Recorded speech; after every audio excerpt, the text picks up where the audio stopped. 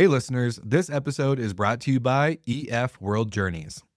Today's travelers want more from their vacation. That's why more people are turning to travel professionals to help them explore the world with confidence. For nearly 35 years, World Journeys has been the go-to guided experiential travel company for leisure travelers who want to learn more about people, places, and cultures around the world. Its brands Ultimate Break, Go Ahead Tours, and Adventures serve everyone from Gen Z to baby boomers and help tens of thousands of US and Canadian travelers every year explore 400 bucket list destinations. World Journeys is one of North America's biggest guided group tour companies, and its expert planned immersive itineraries focus on the big moments and little things that make travel and meeting new people so rewarding. It's experiential travel that goes deeper, where every journey builds a connection, inspires wellness, and fuels a lifelong love of learning. World Journeys, guided by experts, driven by curiosity. To learn more, go to efworldjourneys.com.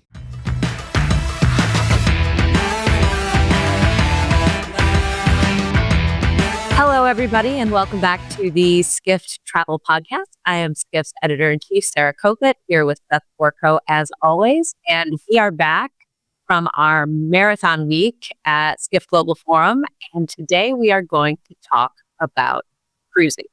But before we get into it, just wanted to send out my weekly reminder to please give us a thumbs up or 5 stars or like us. Send all those nice words so we can tell everybody about the Skip Travel Podcast. It really helps us out wherever you are listening or watching.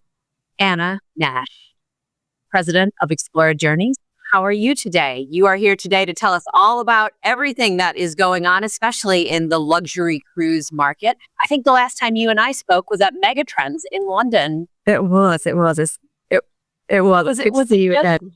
Yeah, what, like 9 months ago? It seems like it's been several decades since. It was probably about 18 months ago, because I've now been here at Explora Journeys just over. Yeah, so it's probably more like 2 years. But it's good to see you both, and thank you for having me on. It's our pleasure. And we are talking about cruising, but when Anna, your background is at Aman, at Belmond, at Orient Express, at Rosewood. So if anyone knows those brands, which I'm sure our audience does, those aren't just regular brands. So I guess we're not just talking about regular cruising. You've been in this ultra luxury high-end space for a long time now. What's going on in luxury, and why would you leave some of these great hotel brands to move onto a ship, onto the ocean? Lots to unpack there. Well, first of all, I would say we like to talk ocean travel, not cruising. We don't generally like to use the C word, and I'll come to that in more detail. So, but I think for me, yes, I've always been in the ultra luxury space when it comes to hospitality. Funny enough, though, my first role was with Orient Express over 25 years ago. And actually, my first job was in a beautiful, very iconic building in London, Sea Containers House, which is now the Mondrian Hotel. And I feel there's a little bit of serendipity, and, life sort of makes its path for you as much as you make it yourself. And my first role, I worked in the communications team with Orient Express, and I used to go into the office every day and pass these huge models of sea container ships, because it was Sea Containers House. And here I am over 25 years later, walking into our Geneva HQ, and I've got one side cargo ships, of course, MSC, and models of cruise ships. I did say the word. So I definitely feel like it's gone in a really lovely circle. But I've always really been intrigued by hospitality. I'm a people person. There's a lot of emotion that goes on, a lot of art and orchestration when it comes to sort of hospitality, especially at those upper echelons. And I suppose that's where I've always found my space, where I found that sense of comfort. And I think personal interest is also key in one's career. But I was really intrigued by the Aponte Vargo family vision. And they were the ones that really pulled me from land to sea to join them on this mission to redefine ocean travel. So here I am 13 months later and really enjoying the ride so far. So ocean travel, I like it. I like the rebranding, but I kind of think let me just go out on a limb here. I have never been on a C word cruise. I've never ocean traveled before other than on a dive boat. And I mean, correct me if I'm wrong, your company, Explora Journeys, you're trying to get me to come on a boat, aren't you? Correct. Like that's what you're yes. Yeah. So what's the pitch for somebody like me who's never it's not something that I've ever really thought about doing seriously. What's the Harry, big story that you're telling? you don't know what you're missing. No, and I think you're absolutely right. So Explora Journeys was conceived in 2001. It was really born from a white sheet of paper, a family vision, a family, the Aponte Vargo family, who've been seafarers for over 300 years. And they wanted to create this new space, this new ultra luxury space in ocean travel and do something different. And Explora Journeys was built on the art of listening. The family undertook extensive research, asking people what they would like to see, existing cruisers and those that hadn't sailed before. And so the brand was really built, I think, with a very future-proofed mindset, having done such extensive research. And of course, having a successful business, which is MSC Cruises, and really looking to see what they could do as the pinnacle of that experience. And ultimately, Explora Journeys has 2 ships sailing now, Explora 1, which was launched in August 23, Explora 2, which was launched in September 2024, just 2 weeks after I joined the company. We have Explora 3 launching next year, and then we still have another 3 ships. So we'll be a full fleet of 6 by the end of 2028. So it's a very bold mission and vision, but we really see ourselves as a floating hotel whose address is the ocean. So it's a very similar experience to what you would have on land, but with that joy of us moving you to somewhere different, somewhere new to explore every day. So I love what you're saying. It's a hotel. It's an ocean journey. You don't even use the C word, cruising. I mean, let me ask you directly. Do you think that cruising has a brand problem? Does the word cruise conjure up the wrong image? I think it's a very good question. I wouldn't say it has a brand problem. I'd almost say that it's been too successful to a certain market. And of course, we're trying to market to a new demographic, a new type of traveler. And I think the cruise industry has been so successful in what it's been doing. It's hyper competitive. And I think we're just trying to reframe some of that narrative, be proud of our roots because, the industry is incredibly successful, but just think about how we can change some of that narrative and really entice some of those travelers that perhaps would have never thought about life on the ocean before for, one of their vacations. So you kind of hinted at this. One of the questions I had for you was, who is your target customer? Is it someone who's been cruising on a MSC cruise forever and now it's time for them to step up? Or is it someone who has never been on a cruise before and they just thought they thought ocean journeys weren't for them and they want to, and you're going to convince them.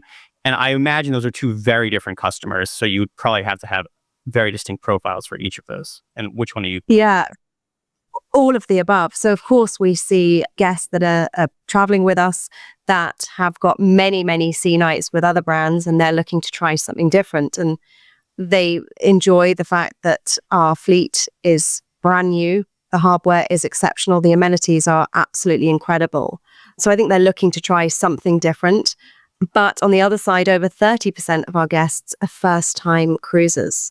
So they're really getting their sea legs. And I think they're inspired by our vision. Our marketing perhaps is, as I said earlier, different. The use of imagery, we're really trying to change up and not be perhaps so atypical that you might expect from the cruising world. And they're really enjoying trying something different. They're perhaps seeing what we're doing from a wellness and a fitness perspective. We have an incredible partnership with Techno Gym, for example. We have yoga, we have meditation, we offer Pilates on board. So many of the amenities and services that you might expect at a boutique hotel, we also offer on the ship. And cuisine is another highlight that I think is very different perhaps to the maybe reputation of some of the industry, and that could be where we're really sort of trying to push boundaries. We have 6 restaurants on board, all offering something entirely different. Sakura is our Pan-Asian, Fil Rouge is a French restaurant, Anthology is our Italian fine dining experience, for example. So they're some of the most incredible cuisine you could have, and it would almost be akin to one of your favorite restaurants that you perhaps would visit frequently if you could. So I think we're trying to just do things differently and provide those exceptional experiences and memories for our guests. What's the biggest challenge right now in your arena? What is the thing that, you kind of wake up in the morning and you're like, oh man, I have to deal with that? Gosh, I think I look at it through the lens of us as a brand, as still a fairly new brand, although of course we're bolstered. We're very lucky that we have the backing of the wider MSC cruise division. I think for us, as I said, we've got 2 ships sailing at the moment, Explora 1 and Explora 2. They've been operating at full capacity for the entire summer season through the Mediterranean. But now, of course, our attention turns to finalizing the construction and the concepts for Explora 3. But we're already selling, because of course we sell in advance in our industry, we're selling all the way through to Explora 5 at the moment. So it's really, how will we fill the ships with the right kind of guests that we're looking for? And I think we're very lucky as a family-owned business. We're very keen to fill our ships with the right kind of clientele, less about volume for us, but really building those communities on the ship and looking to see our guests journey with us on multiple occasions. So I think that, in my mind, is our sort of biggest challenge, but I see it as an opportunity, of course. Can I ask you to drill down into that a little bit? Because it's so easy to say the right kind of guest. I was just thinking about this because we did this. Yeah, we talked about this on our last podcast too, Seth. Like, how do you get, do you screen them? How do you make sure those guests are people that are going to like each other, have those experiences together? Like, how do you do that? I think it's all in the way we market, the way that we train our reservations team when they're describing the experiences. And of course, our trade partners. We were a brand that was very much built through the support of our trade network, because they were selling us before there was even a product to sell, so we're very lucky in that sense. But back to your point, it's really about making sure that what we're selling, what we're marketing is really true to the experience. Because if the expectations meet up to the marketing material and the sales material, then you've got the right customer on board.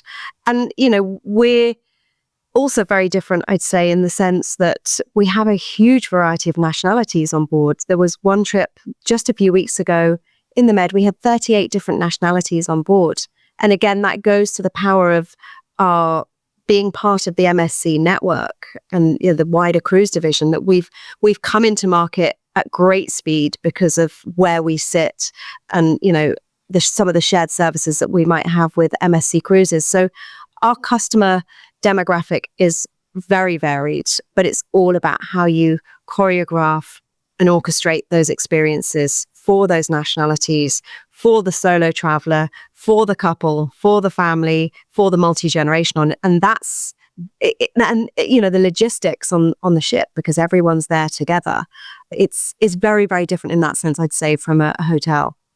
How long are your cruises mostly? Roughly 7 nights. And that's something that we learned because our average age is actually around 56 at the moment. So we're quite a young demographic, especially in our segment. And so a lot of our guests are working professionals. We know that their time is incredibly precious. Yeah. So 7 nights we found was really the sweet spot. And again, that came through doing research pre-launch of the brand, but actually every single journey we ask our guests to fill out a very in-depth survey, which most of them fill in. And so we can really get lifetime feedback as well.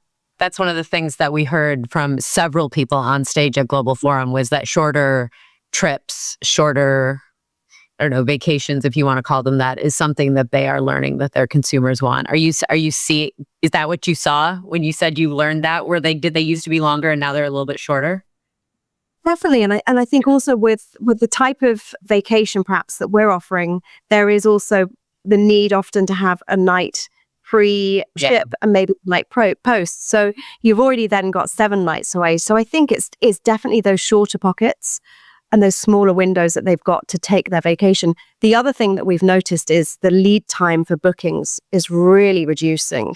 Typically in the cruise industry, it could be anything around 18 months to 2 years, but we're seeing the majority of our business is coming in within that 1 year booking window, but actually a lot still coming in quite last minute within a 6-month window. And I think a lot of that is the first time cruisers that would typically book a hotel 2 or 3 months out. They're looking to adopt the same with us. You're effectively, by going after the hotel customer, you're adopting a hotel booking curve in your workflow, kind of. Very much, yeah. And I think that, and I wouldn't say we're necessarily alone in the industry. I speak to some of my peers, and I think we're all seeing that booking window perhaps shorten a little bit. And I think people are guided by the rhythms and the ebbs and flows of their working life. And when we can grab those moments, we'll take them. And often they are within that 3 or 4 month window. Is that a challenge for you? I think, we'd like to fill much further in advance and know we've got some base, but I actually think there's a great opportunity for some of those bookings closer in, and we see the demand is there. We see often it's the higher suite categories that are coming in more in that last minute nature. So I think that's the great sort of part of our industry. We've got enough inventory. We've got 461 suites that we can offer something for everyone, be it booking out far in advance. There is a chance we still will have some availability closer to departure. So you've quite literally launched your ship into a very crowded luxury market. Four Seasons, Ritz, there's some other brands out there as well. And there is I guess I'm curious. I got multiple parts to this question, but one, we've talked about how you stand out from another competitor in a different price bracket. How do you stand out from a Ritz yacht kind of thing? And what does the modern luxury on a cruise ship look like today? I assume it's not the old school smoking jackets, rotational seating, a shuffleboard on the decks. I assume that's not what you're doing. So what does modern luxury look like for cruising? And it's a very, very crowded market. So what are you going to do to stand out? I think first and foremost, I welcome those newcomers coming to the oceans because I really think that they'll help us in our quest. We're definitely a challenger brand. We're a trailblazer, really trying to find that new demographic, that new customer. And I believe that they're coming, into that same space, and they'll really help make this ocean travel space relevant, part of the modern zeitgeist. So I think, I've said this before, but when the water in the harbor rises, all of the boats will rise together. So I think it will definitely add some momentum and perhaps some gravitas to the space and where we're sitting at the moment. In terms of the second part, perhaps, of your question, what is that modern experience? To me, it's really about time. And I think there's an incredible secret, let's just say that ocean goers know that the minute you leave the shore behind and you board the ship, time magically becomes your friend. It's on your side for once. And, I don't know how many times you've been in a hotel and you're running late and you're running through the lobby from the elevator. You're trying to catch a taxi or an Uber. You're then stuck in traffic.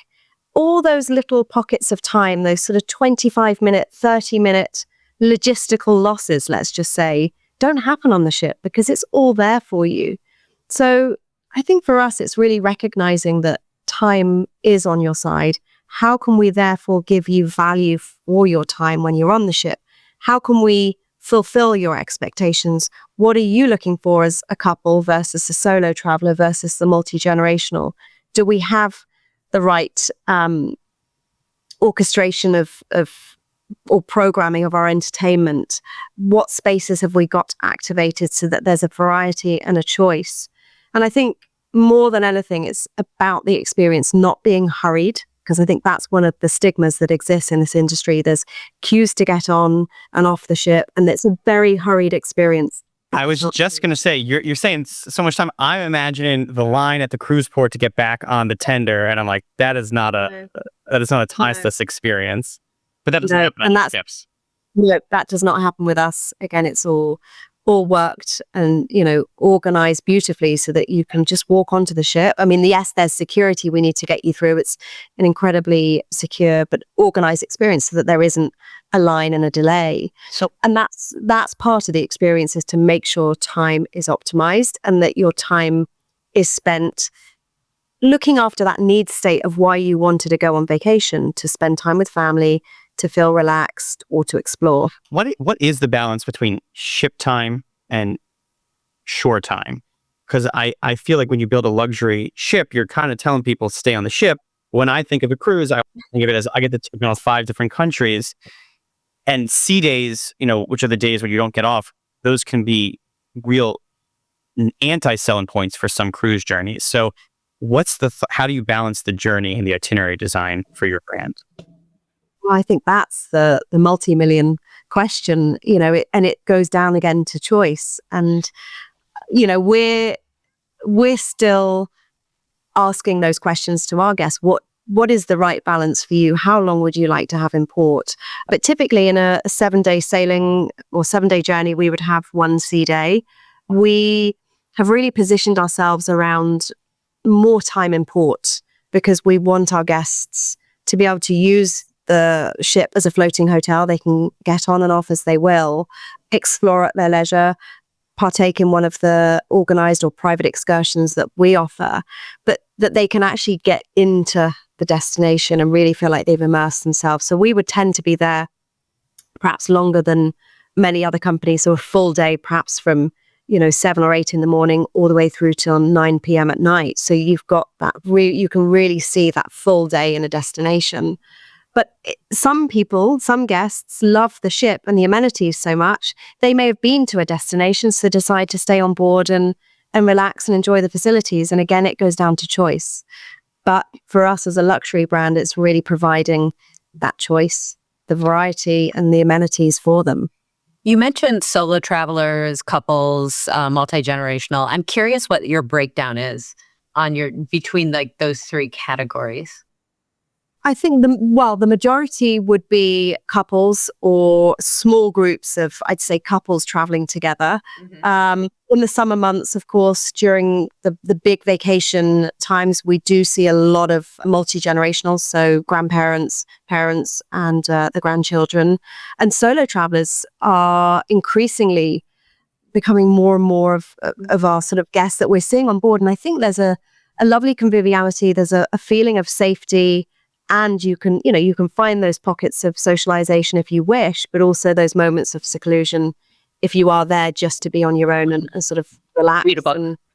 Read a book. Yeah, exactly. Something we all want to do. That's why. The more. That's what I want to do. I just want to read a book, please. It's true. Yeah. So it's a real mix, and I think that's for us as a new brand, it's really now, building on the year-on-year data that we have to see when are we seeing those particular cohorts traveling. And a lot of it you can almost guess because you can place it around the big vacation periods. But it's again, we're able to program things like entertainment around those certain cohorts that we have at different times of the year. So it's really important to have that data and use it in the right way. It's interesting because I've been hearing a whole lot more about trains, and you have a path with Orient Express.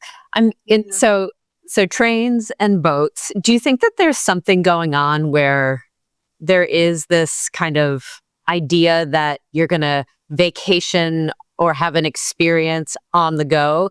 And what's next? Are we going to do self-driving, self-driving experiences through the world? What do you think the allure of the kind of doing your vacation as, I'm going to say road trip. That's not what I mean. Sea trip, train trip, road trip. Yeah. Do you think it's just because, and forgive the term, but we've all got busy brains at the moment? Yeah. We're all very fast and hardwired. Yeah. We want everything now. And there is speaking personally as an extremely busy person, there's something very comforting about the fact that I can sit still on the ship, but feel like I'm still moving. Somebody's taking me somewhere. So maybe I'm I'm giving myself permission to switch off because I'm actually still going somewhere.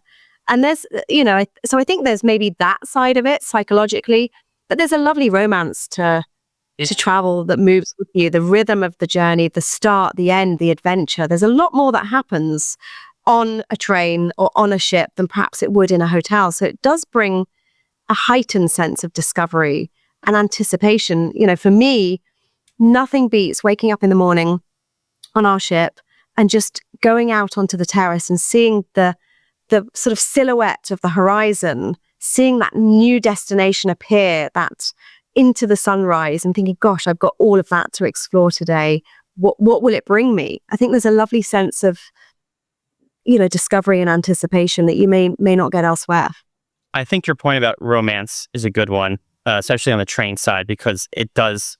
Orient Express intentionally calls back to the actual. This is the actual Orient Express, but to the historical Orient Express. I feel like when I think of luxury cruising, but those weren't cruise ships either. I think of the luxury ocean liners, the transatlantic of the 20s, 30s, and 40s, Queen Mary and Britannic and whatever the names are. I meant to say this earlier, by the way, Anna, but my parents are hardcore travelers. They took me to China and Nepal and all these places, and they would never, ever, ever, ever take a cruise ship, ever. And they took an Explora ship last year, and they're pretty converted. They are really into cruising now. So I meant to ask this earlier, but I do kind of want to know, what do you think is your secret to winning over that hardcore never cruiser onto your ships? Because they're about to board a cruise next week because of your Explora. They discovered the secret sauce. But wait, I'm going to throw it back to you. What do you think made them book? Was it a recommendation from a friend, or was it a travel partner? Do you want to know what honestly, I think it was two-part. I think they were fatigued. I think that I won't tell you the whole story. They were trying to plan a big trip. It fell apart, all sorts of stuff. And I think they just didn't want to think about trip planning, which is very out of character for them because they do love trip planning. So I don't know. I think that was what pushed them to it. And then I think they liked not having to unpack. Yeah, that's definitely something, again, that benefits your time because you haven't got to pack and unpack. No, I would say, I think it's all of that. I think it's that sense of discovery. But I also believe it's the way that we've gone out and positioned ourselves to, in a way, say we're different. Give us a try because we are a floating hotel. And the service is phenomenal on the ships. And I think there's this incredibly welcoming feeling on the ship. You feel at home, you immediately feel at home. And when I've been on the ship and I've spoken to the first timers, what made them book, what was in their mindset? And I think it's a similar thing to what you've just said, Seth. I think some of them didn't want to have the hassle of planning something, almost just wanted to go away and let the rhythm take them. But actually others that I'd spoken to were really looking at the spa and the wellness facilities. They felt that for them, that's something they always looked at on shore, and they really thought we had a similar experience and wanted to have the time to actually get fit, but also discover at the same time. So I think the wellness side has definitely been appealing for those that have never sailed before. So wellness is everywhere. Truly, we cannot escape wellness as a trend. I mean, it's a Skift trend. We love it. But I feel like every conversation Sarah and I have has some sort of a wellness component to it. I guess that is a big seller for you. And I guess the hot tub on a Caribbean cruise doesn't count as a wellness experience. Definitely does not. No, so we talk about ocean wellness. And it's really about rituals that we can offer at sea to help our guests find their space, find their rhythm, find their time. Some of the treatments that we offer are, they're not treatments, they are rituals, and will help transport our guests to that relaxed state. And as I mentioned earlier, meditation, complimentary in the mornings, yoga, Pilates, and then we have techno gym equipment in the gym, but actually out on deck as well. so you can row or use the bikes with the view. But I would also say we just signed a multi-year partnership with Yannick Sinner, who of course is one of the world's leading tennis players. And we really felt that he embodied this sense of wellness, but also balance. And for us, it's about balance. You can still have fun. You can still, have an amazing, delicious, dinner with drink, cocktails, but you can still be fit and healthy. And I think for us, he really represents this new sort of customer that we're looking for, somebody that perhaps hasn't sailed before but wants to try something different. So he's just joined us as our ambassador, was recently on board the ship, and we look forward to sort of seeing more activations with him. Do you find that your customers are drinking less? That's something that we've seen a lot too. And I'm curious if we're seeing it. Yeah, and I think there's definitely been an uptake in sort of the non-alcoholic beverages we're offering, and people are definitely more in tune with how they're feeling and how they fuel their bodies, let's just say, and their minds. And I think that's where the two come together. It's mind and body. Yeah. Can I change gears a little bit? Yeah. I have a couple different topics, but the cruise industry sometimes, and you're not a cruise company, but the cruise industry, which I guess you are a part of, comes in for a bit of criticism. And I actually sometimes more than a bit of criticism. Bunker fuel, and emissions, waste, cruise ports, overcrowding, over-tourism, labor practices, just to throw a huge litany of complaints all at once towards the tail end of our interview. I'm sure you're thrilled. I mean, what is that? Where does Explora, what's your not point of view on it, but like, where does Explora sit within that? Is it just that, look, there's negative externalities to every part of travel and this is just ours? Is there something you can do differently? Do you have a different approach to it? What are you doing differently? Yeah, what are you doing differently? Exactly. I think being family owned, we think generationally, and this is really about stewardship and not just service. And don't forget that, we are part of one of the world's largest shipping organizations, of which was built entirely, on the oceans, and a lot of it ocean travel or logistics. And so the family have really invested a lot into this because they want to make sure that they're giving back. And so with their rich maritime sort of heritage, I suppose, they created the MSC Foundation back in 2018 to really support what they're doing and making sure that they give back as a family. So the foundation is really a living, breathing foundation that sits at the center of us as a brand. Our guests on board will have a chance to interact with a team member from the foundation to really understand what we are doing, what the foundation is doing. So that's really one part of it. But of course, yes, as an industry, we're judged. And I actually talked about this on a panel the other day. And I think people look at size and numbers. When I was in hospitality, land-based hospitality, nobody really ever said, how many hotel beds do you have? Or how many hotel rooms? How many beds do you have? What size are you? How big is your footprint? And I do feel that in the cruise industry, we're often targeted by size and numbers. And yes, that hasn't helped. But I do also believe as an industry, there are positives. We are bringing economies, we are bringing guests and money into destinations. And yes, that needs to perhaps be better coordinated in certain areas. But then there's the positives that our ships move. We don't have to build infrastructure into those destinations. So we can bring, that blue economy in when destinations need it. We plan our itineraries 2 years in advance so that those destinations can plan.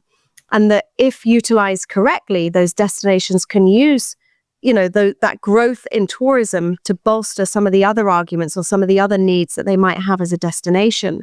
So I think you've got to take the positives as much as some of those negatives that exist with any form of travel. But it is definitely, something that we are focused on. We have goals and plans, but of course, it is a constant conversation that, we are faced with. And part of that is the over-tourism conversation of 20 cruise ships show up, and all of a sudden this one port is just swarmed. But I think that there's growing demand for these like alternative destinations. Like not, I mean, dare I say, not everyone wants to go to Barcelona, but maybe this is sort of related, sort of different question, but like when you plan your itineraries, how much of it is like, look, we gotta go to Barcelona, we gotta go here. Yeah. How much of it is because there's this huge trend towards these more exploration cruises, which take you to like the polar regions or these other regions. Are you a luxury cruise line that wants to go to the same, not the same place, but the same places with a more elevated experience and a more responsible approach? Or are you going to take your guests somewhere different? And surely a family wants to do something different than a solo traveler, and they're all in the same boat. The boat can only go to one place. So It's a mixture. I think it's a mixture of finding those marquee destinations, perhaps some of those more well-known ports like Barcelona or even somewhere like Monaco, with some of the lesser known, smaller destinations. Is Monaco a classic cruise port? Am I just In our world, yes. So maybe not. You saw Steph and I both grin as soon as you said that about Monaco. That's true. Okay, I take it back because you can only get in there if you're under a certain size. But there are those destinations, those marquee destinations, let's just say. But some of those smaller destinations, say for example Patmos in Greece, where we go, much smaller island, and that we offer a variety of destinations. We visit a local nunnery with a select number of guests that can go and pray with the nuns. They can go and cook with the nuns. They can go for a hike with them. So it's about finding a mixture. I think that real contrast through the journey to give people different experiences, different memories throughout their stay. I would do that. I would go cook with nuns. Yeah. That would be fascinating. Different. And and I think that's is trying to work with local partners that can support us in finding different experiences for our guests. So that's something we're really focused on. But of course, people still want to go to Palma, Mallorca, which is, a bigger destination, but it's an amazing place to go and explore. So the great thing is we have incredible data. As I said, we're asking all of our guests to fill in the questionnaires afterwards. And so we have so much information on what ports have performed for us, what were the comments, where can we improve, where can the port improve? Because of course it's giving feedback to our partners as well. So it's again about listening. And I think as a family-owned brand, we're able to take action. We don't have layers and layers of boards to go through. We are the decision makers. We hear the comments and we will adjust and, be agile in that process. So what's your favorite place to go? I actually most recently was in Malta, in Valletta, which I'd never been to before. It had always been on my list. And and that's the other thing, actually, going back to our point of why do people love trains and ships? It's the arrival experience. Yeah. Something we didn't talk about, this incredible arrival into a destination. And I really felt that arriving into Malta was just so beautiful. The colors of the houses, sort of in the distance, and you've got this incredible sort of port and all this maritime heritage that greets you. So very, very beautiful. Lots to explore there. Where am I looking to go next, though? I think would be my question for myself. Let me ask you a little bit differently. Not where are you looking to go next? What if you could curate an Explorer itinerary to anywhere in the world that it doesn't go today? What would be top of your list? Dream. Forget cruise considerations. Where would you love to take it to put the dream Explorer itinerary in Anna Nash's opinion? Oof, goodness me. Well, we have actually just announced that, which is Japan, because I love Japan. I'm a big Japanophile, so we will be there in the years to come. I don't know. I think the Mediterranean just has so much to offer. There's still so many untapped gems there. And I think there's a combination of the culture, the food, the color of the water, the history. There's still more, I think, than we can unlock in this destination, which seems to be ever popular, and perhaps doing more in the Mediterranean out of season. And that's something that we've also announced with one of our ships forthcoming, is to really explore off season and escape the heat, because I think there's been a lot of heat waves everywhere this year. And I really believe that people perhaps are seeking more of a balance and exploring when it's slightly cooler. Well, Anna Nash, thank you Yeah. so much, President of Explora Journeys. Thank you so much for coming on the pod today. Thank you for having me and hope to see you on board soon.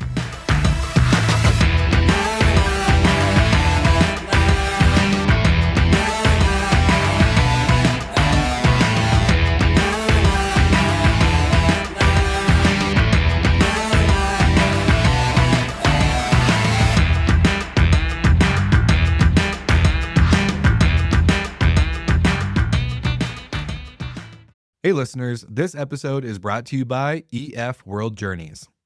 Today's travelers want more from their vacation. That's why more people are turning to travel professionals to help them explore the world with confidence.